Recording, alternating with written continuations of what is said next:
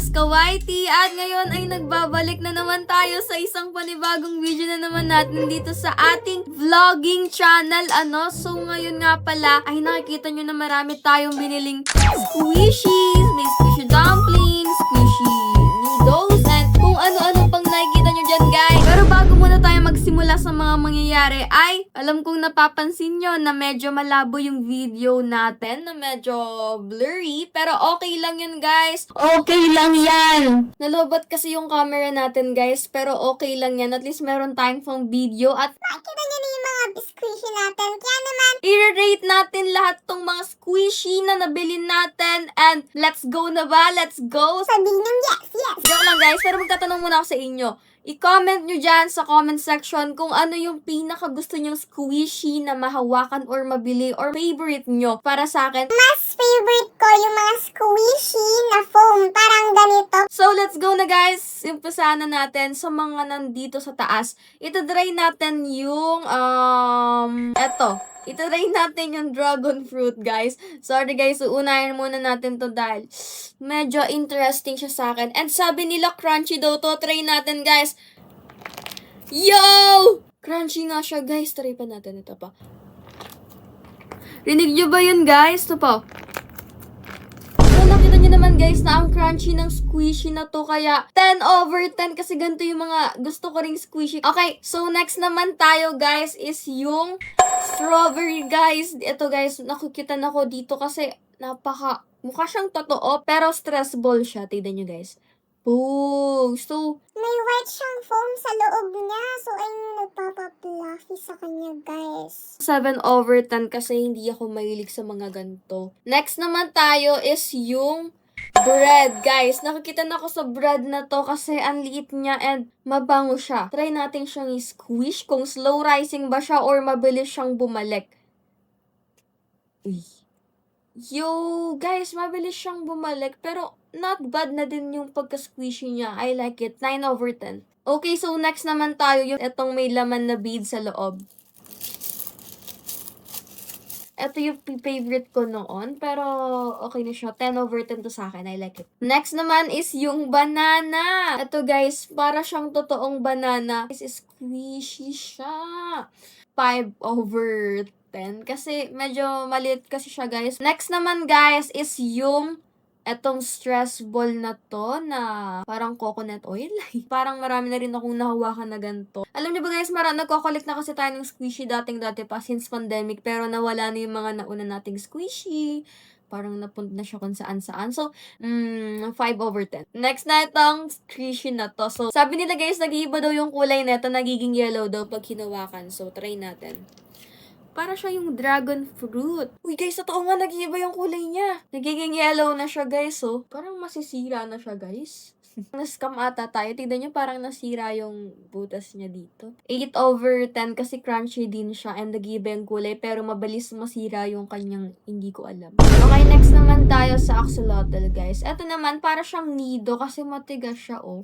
Pero pwede na din. So, i-rate natin siya ng 5 or 6 over 10. Next naman is yung dalawang Patrick, guys. I like this one kasi napaka-cute nila tignan. Pero mas sticky sila, guys, and 8 over 10. next naman natin is itong cheese na may kulay, na may paint sa taas, and squishy to, guys. Try natin. Slow rising ba to?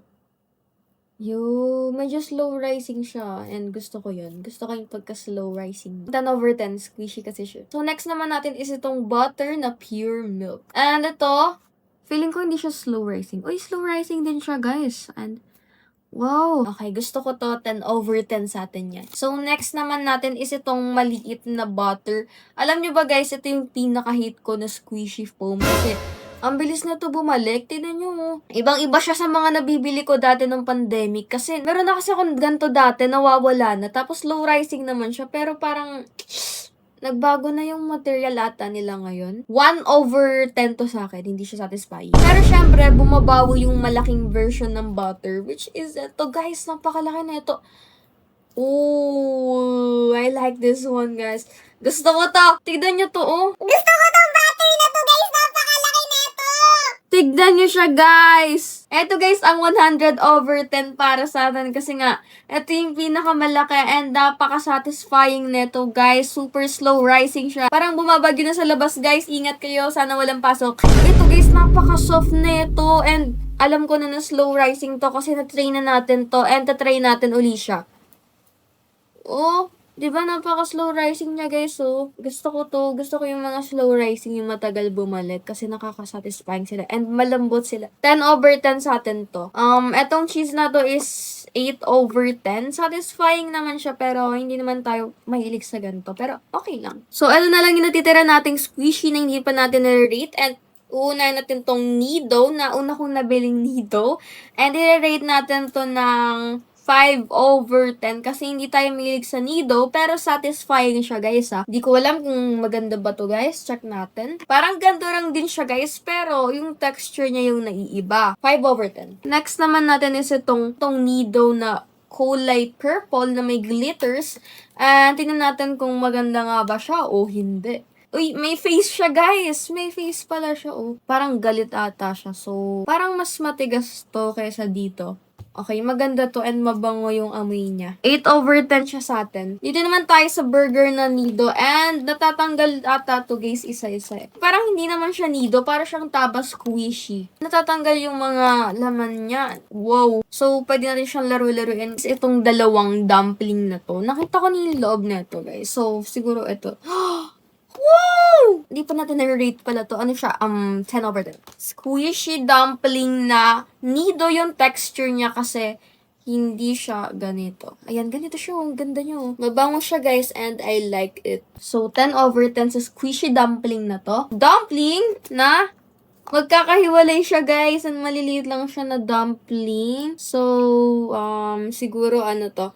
6/10 lang to for me kasi mas maganda pa rin yung mga squishy na malalaki. And ayun. So, ito na, guys, yung last and para siyang taba squishy. Pero hindi siya ganong naki-squish. And sticky rin siya. Pero okay na rin siya. So, i-rate natin siya ng 4/10 kasi mas gusto ko talaga yung mga ganitong kind ng squishy, yung mga foam. At siguro, guys, hanggang dito na lang tong video na to at salamat sa panonood. Babush!